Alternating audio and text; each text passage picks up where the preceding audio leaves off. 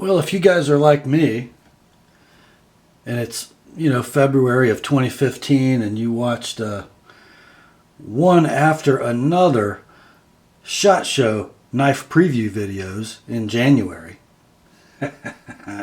if you're like me, you're looking forward to a big year for the company that built these three knives in front of the camera this evening. It is going to be a cold steel kinda year, I predict. But I digress. We're going to talk about one of these knives this evening. That's going to be kind of interesting. Stick with me, guys.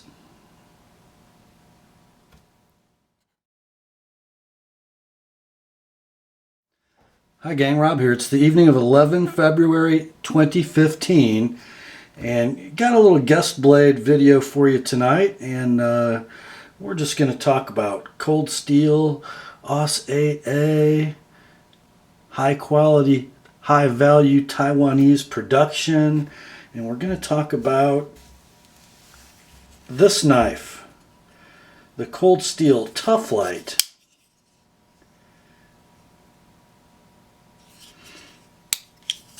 Interesting little blade.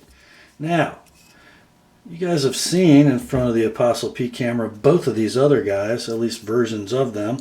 This is the mini Tuff Lite, the smaller version. And up here is the mini Recon 1, fresh from the sharpening bench. This belongs to my customer Mike. I did a from the sharpening bench video on another one of Mike's knives, the Spear Point Recon, mini Recon 1, last year, and he bought a clip, sent it in for service and an edge. So why do I have all three of these sitting here? Well, they're going to become part of the discussion, but let's get them out of the way for now. Talk about this guy. This knife is I would call it sort of a medium-sized, rather heavy-duty utility knife. Yeah, utility knife with that straight, sort of stubby sheep's foot, worn foot sheep cliff thing blade, dead straight cutting edge. Dimensionally, we've got for you a handle length of 3 13/16 inches, and these are constructed of, I believe, the Cold Steel Griv-X handle material, which is probably a form of fiberglass reinforced nylon. The blade is AUS 8A, brilliantly heat treated. They sure get the most out of it, those boys at Cold Steel do. That blade length is 2 9/16 inches. The cutting edge is right at 2 inches, and we've got an overall length of 6 1/8. Weighs in at 2.5 ounces. The pocket clip on the Tuff Lite is tip down only, right or left hand positionable. The handle thickness, oh gosh, I didn't measure it for you guys, but it's probably not quite half an inch, probably like 450 thousandths or so. Locking mechanism is doggone Cold Steel's Triad lock. You guys are all familiar with it. You've seen many a video on this channel and others featuring the Triad lock. Gives you super secure, super strong lockup. No blade play in any direction. Pretty free action, although the lock mechanism on the Tuff Lite is a little stiff. Has the standard leaf spring actuating the lock. There you can see it. Whereas the mini Tuff Lite has a little tiny coil spring in there underneath the button. There you can see the hole, which makes the mini a little more user-friendly. Blade stock on this guy is it the same as the mini? Might be a touch thicker. Might be a full 1/8 of an inch, about 100 thousandths on the mini.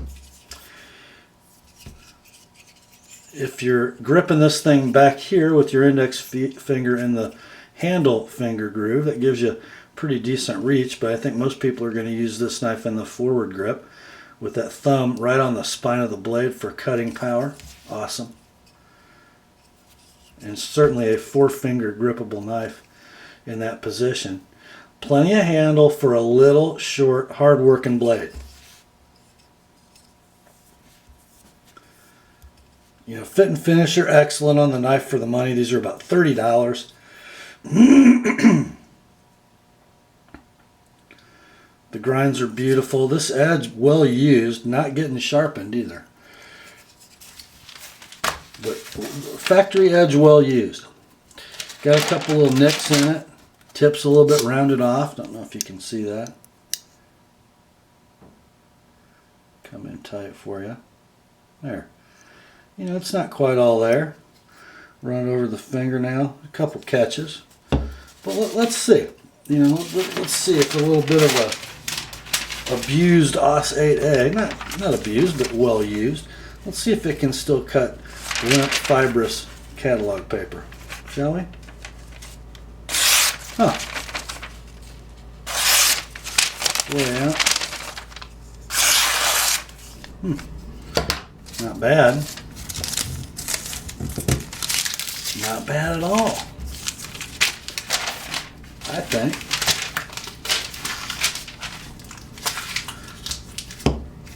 That's a working edge, boys. So I'm really kind of interested to have this blade around for a couple weeks because, as you guys know, this mini Tuff Lite, the orange handled one, was given away in my 5,000 subscriber video. This belongs to my customer Josh, and I really like it. And also 4-finger grippable, but with a handle length much shorter. If the Tuff Lite handle is 3 13/16, this is just about exactly 3 inches. And a 2-inch blade instead of 2 9/16, and a 1 5/16 inch cutting edge. Weighs in at a tiny, like 1.5 ounces, 1.6, something like that. The question is, as I've been thinking about replacing the mini, would I rather have a full-size Tuff Lite? Well, you know, the ergos are almost the same. You do lose the swappable clip on the mini, but this really is a knife so small, it doesn't get clipped in my pocket if I carry it anyway. I just throw it in the bottom of the pocket and don't worry about it.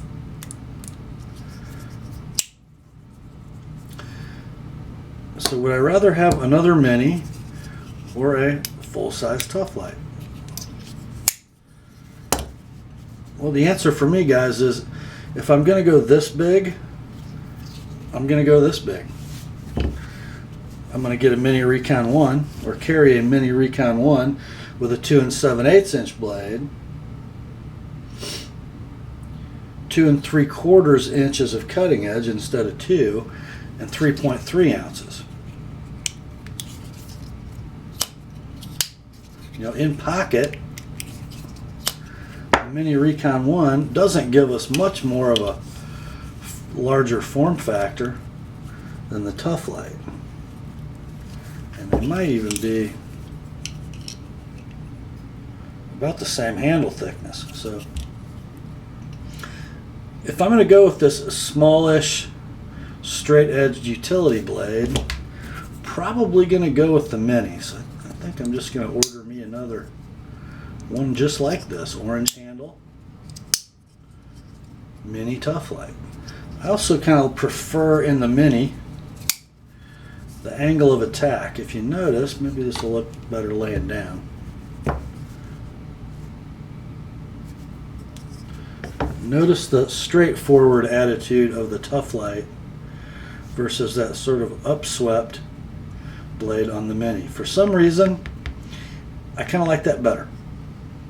It just seems to go better with the bones in my hand when I have a hold of it.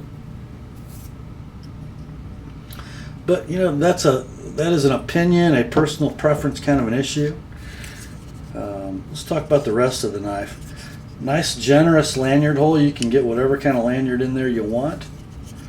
Deployment is via the oval hole.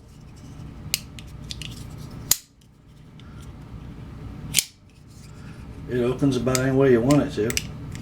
I do notice on both these Tuff Lites, the Mini and this one, well, you got to have that lock bar all the way down for that blade to drop. Not as easy to release and let the blade drop as the Mini Recon 1. I can use my first knuckle, just give it a shake. Doesn't have to be all the way buried.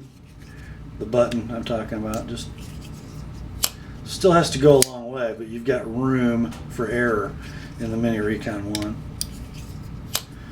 Both Tuff Lite and Mini Tuff Lite, they really require you to depress that thing fully. Even then, man, that just a little bit of a, you know, an ergonomic hit there for both of those knives.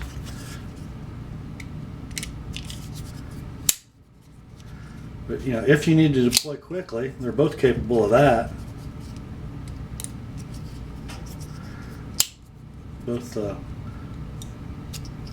I guess the Mini is not very flickable, so if you had to rely on this for you know, last ditch tactical use, maybe the full size Tuff Lite would be a little better. But then again, if I think I'm going to be in that situation, this is coming with me. But guys, if you like a little beefier box cutter utility knife that you're not going to care if you lose or break, so good luck breaking it though,